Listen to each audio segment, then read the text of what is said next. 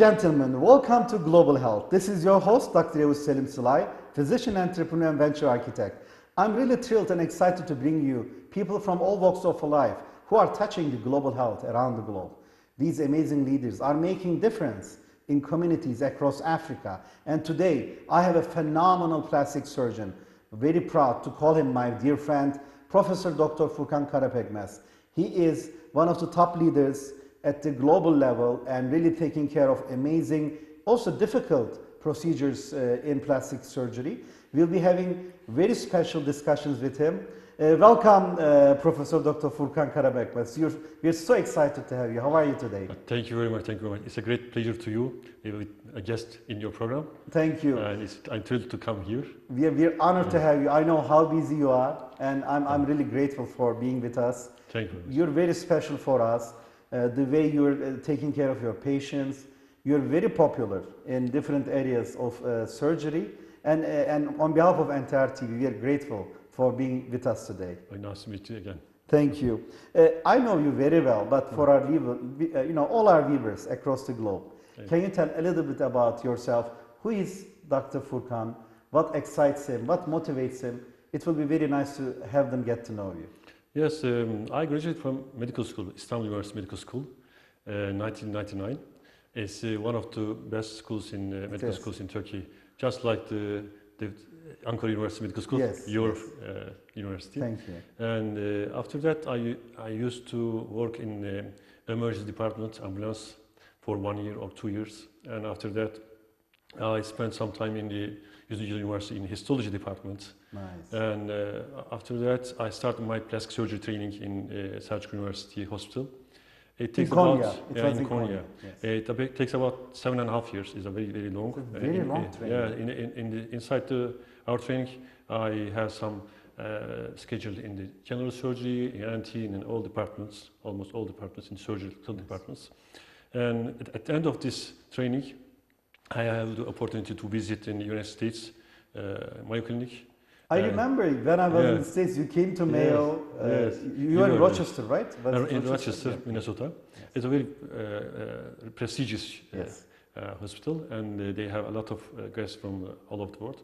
And I spent about 2 years in that hospital. And during that time, I worked in the plastic surgery departments, oral maxillofacial surgery departments, and also worked some time in the research.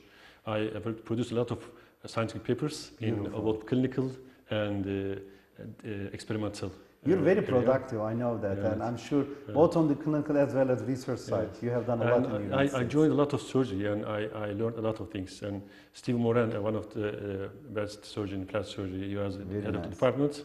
He helped me a lot, and also Dr. Keller in the oral maxillofacial surgery. We say hi to Dr. Keller from here. Yes, we would say hi to Dr. Keller.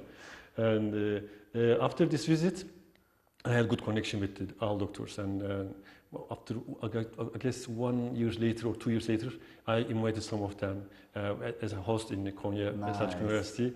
And with my mentors, Dr. Nedim and Dr. Zekeriya, we invited them. I guess 6 doctors from Mayo Clinic came to Turkey, Istanbul and Konya. We invited maybe more than 50 doctors in Turkey. And we have a good meeting. I was the secretary of the meeting. It's very productive. It's very nice to make a connection with international connections. Hopefully, we will get make a connection with the African countries with this. We would love to do this with your help. Together with this program, as well as you're very well known. From Saudi Arabia to Qatar to Dubai to all patients. They know you very well. I know they're lined up for many years. But I'm very curious from your perspective. In your clinic, what type of surgeries do you usually perform for our viewers?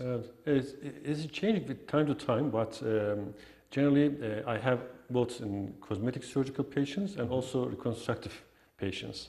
And in the reconstructive part, we had some patients with tumors and patients with congenital anomalies like cleft lip, cleft palate.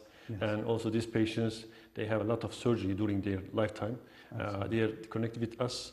And even though I changed my cities, they follow me and then come find me. I did a lot of surgery with these patients.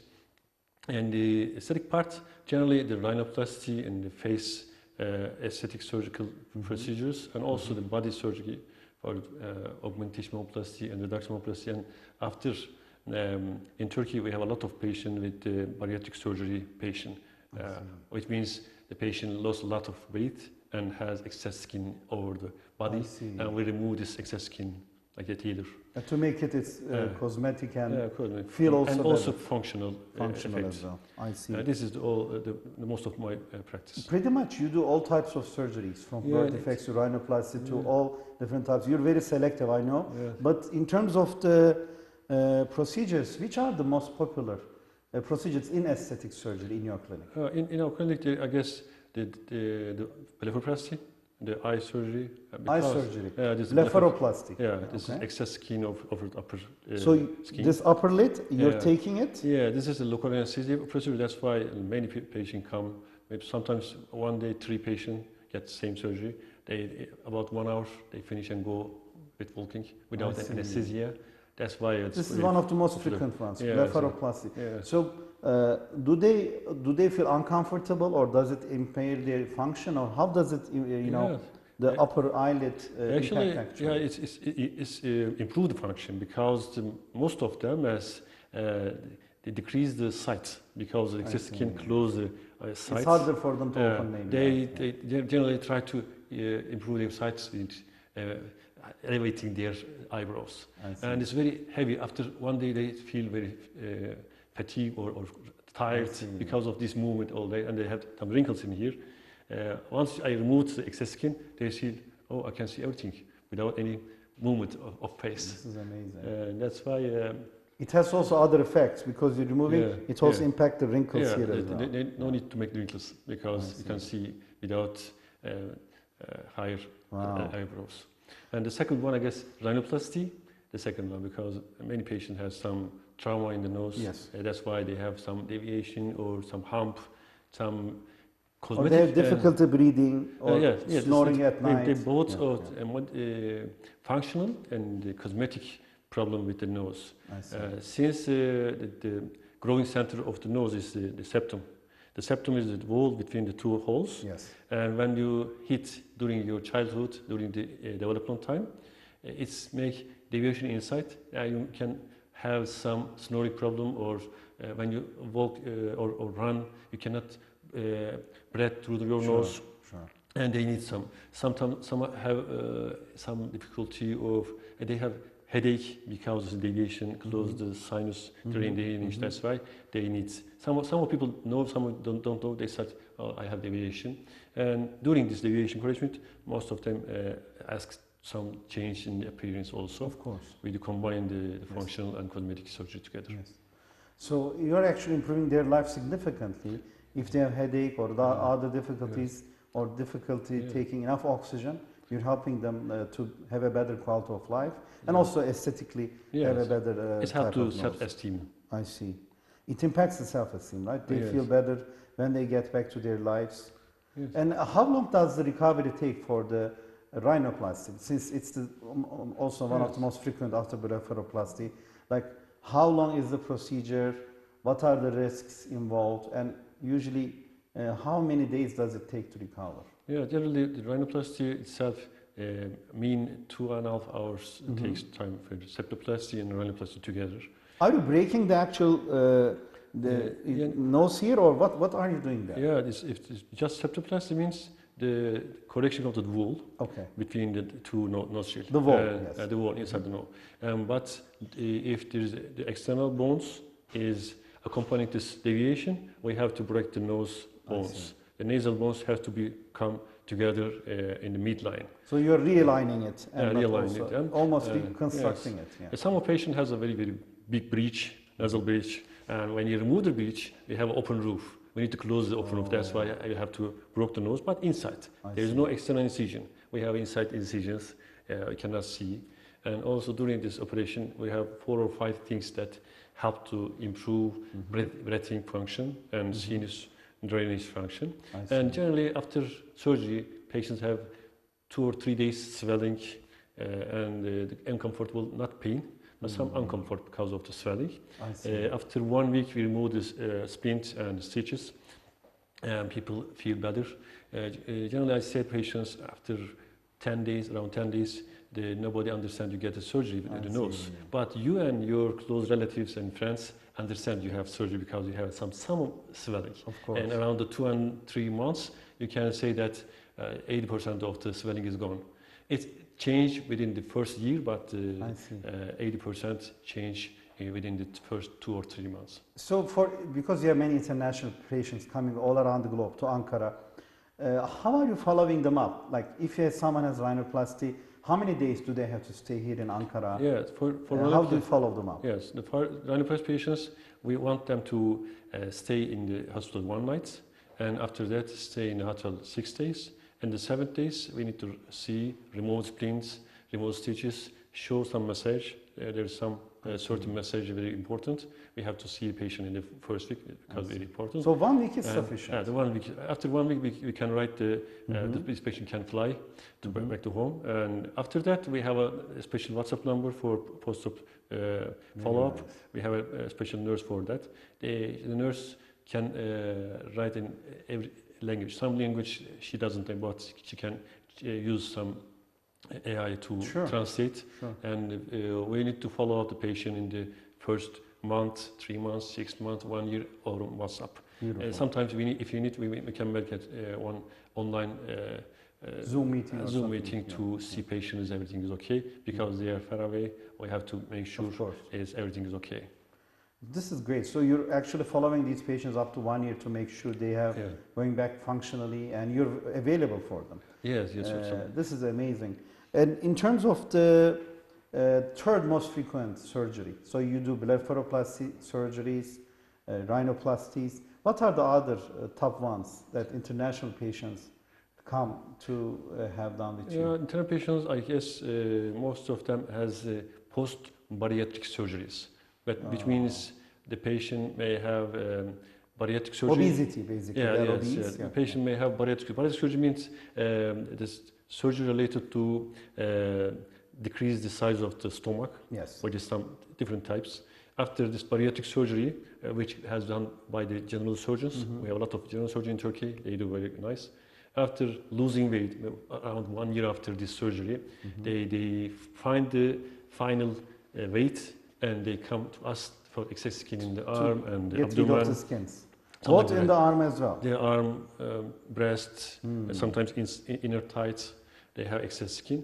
This is the very common patients. Some patients, they lost weight without any bariatric surgery. They do just exercise and but diet. They need that. They may also need. Some patients have a lot of pregnancy, many pregnancy. They may have some excess skin, maybe gain weight and lost weight. They have some problem with this unwanted weight in front of the belly, and they have some skin disease under the belly because in this hot weather. They need to remove this belly, and then we need to make abdominoplasty. We call it tummy tuck surgery with them. The men and women also need this kind of surgery. These post-bariatric skin excision surgeries is a third common general surgery operation. Very important. So if you are going through a diet and lose significant weight, or if you went through a bariatric surgery, functionally you're happy, but physically or appearance-wise, those excessive skins can create problems. So you're able to take them nicely. And how long does it take to take these? Of course, it depends on the case, but these excessive skins and make them sure they have a good tummy tuck, they have a nice belly and things like that. And like if someone comes, how many days do they have to stay in Ankara? It's similar.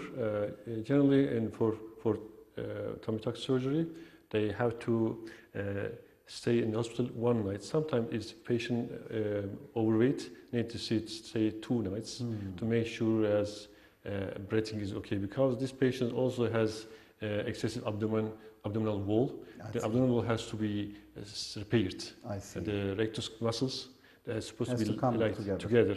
But since they eat too much, the intra-abdominal area is very big, and the muscles are separated, like some kind of hernia. We need to repair this hernia during this operation. That's why after this hernia repair, it's just like inside corset. I see. To decrease the breathing. That's why we make sure breathing is okay. And discharge patient, this patient has drain, two drains, and the drains has to be removed around 5 days. Mm-hmm. Generally, around the 7 days, if there is no problem, we can allow patients to fly. But if you see it is too much drainage, and we can wait more than it is, I can say that between the 7 to 10 days, we allow the patients to fly back to their home. And the full recovery of these takes how long usually? Yeah, since the inside stitches, the rectus repair stages is a little painful. That's why this patient has to help at home for 2 weeks at home. We don't want excessive exercise, excessive walking. And after 1.5 months, they are allowed to do all workouts.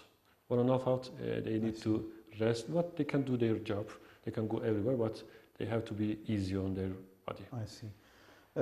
You also do very special types of surgeries. Yeah. I know in Saudi Arabia especially, you had a large list of patients which are following you, making sure, in terms of many areas. But can you tell a little bit about your unique surgeries and cases you have done? Yes, and this is some part of them is orthodontic surgery. Orthodontic surgery is related to the chin, upper and lower chin, shape deformities correction.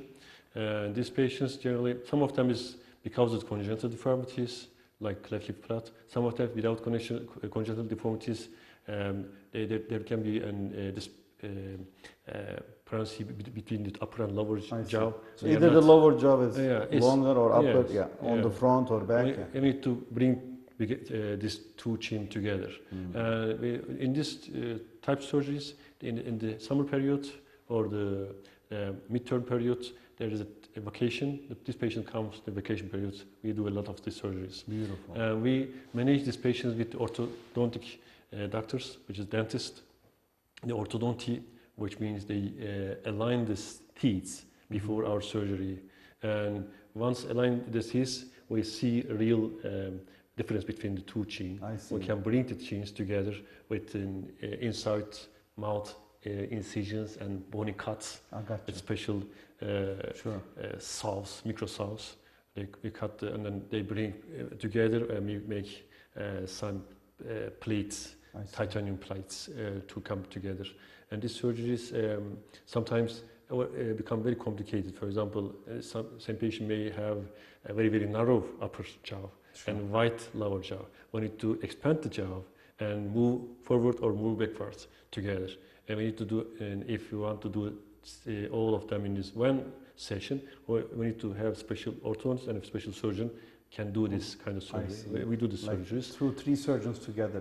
Generally one surgeon, but the help to other surgeons is helping. And also I have some distraction bed. What is distraction? The bony distraction means, and if, for example, the lower chin is very big, around 20 millimeters, we can bring the lower chin forward within one session. But if we need more than 20 millimeters advancement in lower jaw, we have to cut the bone and fix an external and internal fixator. But this fixator is special. And after 5 days, we need to activate the state. And every day, 1 millimeter advancement. Yes. For example, 30 days, 30 millimeter advancement of the lower jaw. This is huge. And they can change the whole life of the patient very, very dramatically.